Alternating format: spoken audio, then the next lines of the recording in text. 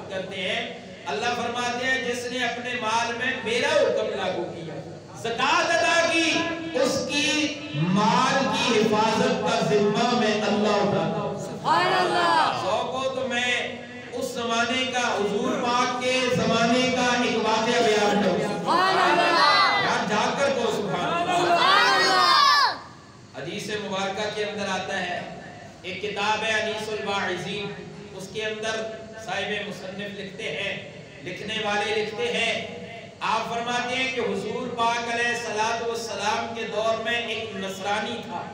نصرانی مراد حضرت عیسیٰ کے مذہب کا نصرانی تھا. میرے آقا نے یہ حدیث مبارک ارشاد فرمائی, حسنوا اموالکم بالزکاۃ. لوگوں اپنے مالوں کی حفاظت چاہتے ہو تو زکات ادا کرو. زکات ادا کرو گے اللہ تمہارے مالوں کی خود حفاظت کرے گا. اس نصرانی نے یہ حدیث مبارکہ سنی. کون ہے نصرانی؟ ذرا جاگ کر بولے, کون ہے نصرانی؟ نصرانی غیر مذہب ہوتا ہے, مسلمان نہیں ہوتا. وہ اہل کتاب ضرور ہے لیکن مسلمان نہیں ہے. میرے آقا کا کلمہ اس نے نہیں پڑھا. اب دیکھیں ایک غیر مذہب بندہ جس نے میرے آقا کا کلمہ نہیں پڑھا, اس نے یہ حدیث سنی. بڑا کاروباری آدمی تھا, بڑا مال و دولت تھا اس کے پاس. اس نے کہا میں اپنے مال کے بارے میں کس کی ذرا گنتی کرو. لوگوں نے پوچھا کیا کرتے ہو؟ کہنے لگا میں زکات دیتا ہوں. سبحان اللہ.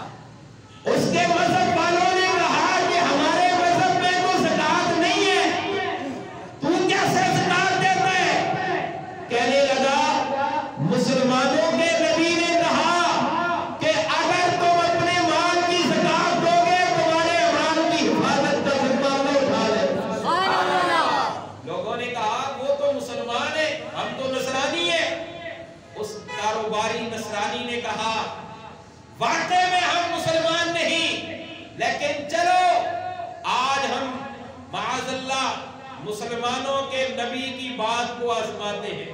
سبحان اللہ. اگر میرے مال کی حفاظت ہو گئی تو محمد الرسول اللہ سب کہنے صلی اللہ علیہ وسلم سچے ہیں. اگر میرے مال کی حفاظت نہ ہوئی تو میں تلوار لے کر یہی مال ان سے وصول کر لوں گا. خیر اس نے زکات ادا کی, زکات ادا کر دی. ادا کرنے کے بعد کچھ ہی وقت گزرا, اس کے جو کاروبار کے لیے قافلے تھے جو گئے ہوئے تھے وہ واپس آ رہے ہیں.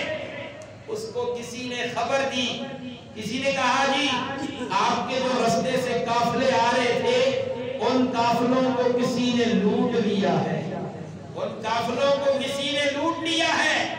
اس نصرانی نے, چونکہ ہمارے مذہب کا تو نہیں تھا, اس نصرانی نے اپنے کاروباریوں کو اور اپنے جتنے بھی اس کے ماننے والے تھے ان کو جمع کیا. کہنے لگا آ جاؤ, تلواریں بھی لے آؤ, معاذ اللہ چلو مدینے کی طرف. اس نبی نے کہا کہ اللہ تمہارے مال کی حفاظت کرے گا. میں نے زکات دی پھر بھی میرا قافلہ لٹ گیا, چلو اس کی طرف. معاذ اللہ تلواریں لے کر آج اس نبی کا کام تمام کرتے ہیں.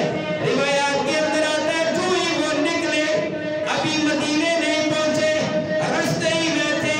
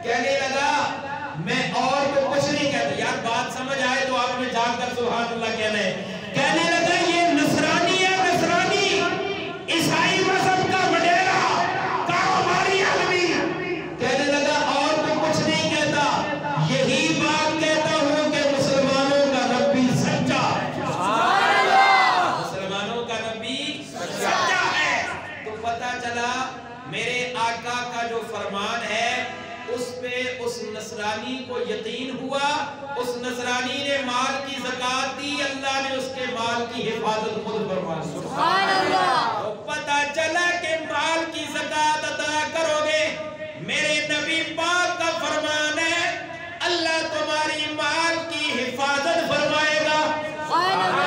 लिहाजा जब ज़कात अदा करोगे तो अल्लाह के हुक्म पर भी अमल है और साथ साथ अपने माल का भी तहफ़्फ़ुज़ है। अच्छा, ये ज़कात जो होती है, एक रिवायत के अंदर आता है, ये ज़कात तुम्हारे माल की मैल है, तुम्हारे माल की मैल है। ये ज़कात तुम अदा करोगे, ज़कात के जरिए अल्लाह तुम्हारे माल को पाक और साफ कर देगा। सुभान अल्लाह। मेरे आका अलैहिस्सलातु वस्सलाम की एक और हदीस मुबारक, मेरे आका ने फरमाया, अच्छा ये इसने ज़कात दी, इसका माल महफूज हुआ, इसने था नसरानी, यकीन हो गया कि ये नबी सच कहते हैं, इन्होंने सच फरमाया। अल्लाह ने कुरान की आयत में भी इसकी तस्दीक कर दी है। फरमाया क़द अफ़लहा मन तज़क्का, और जिसने अपने आप को भी पाक किया, अपने माल को पाक किया, माल पाक करेगा तो माल की हिफाजत, अपने आप को पाक करेगा तो रब उसकी जान की हिफाजत करेगा। अल्लाह अकबर। ये तो अल्लाह का फैसला है। अल्लाह फरमाते हैं माल के अंदर ज़कात अदा करना ये भी नेकी है। एक हदीस मुबारक के अंदर मेरे आका ने फरमाया, मन अता ज़कात मालिही, जो बंदा अपने माल की ज़कात अदा करता है, अल्लाह उसको क्या कुछ अता फरमाते हैं। इस हदीस पाक को समझने के लिए आपकी तवज्जो की जरूरत है। ये बड़ी गहरी बात है, तवज्जो के साथ जरा जाकर कहें सुभान अल्लाह।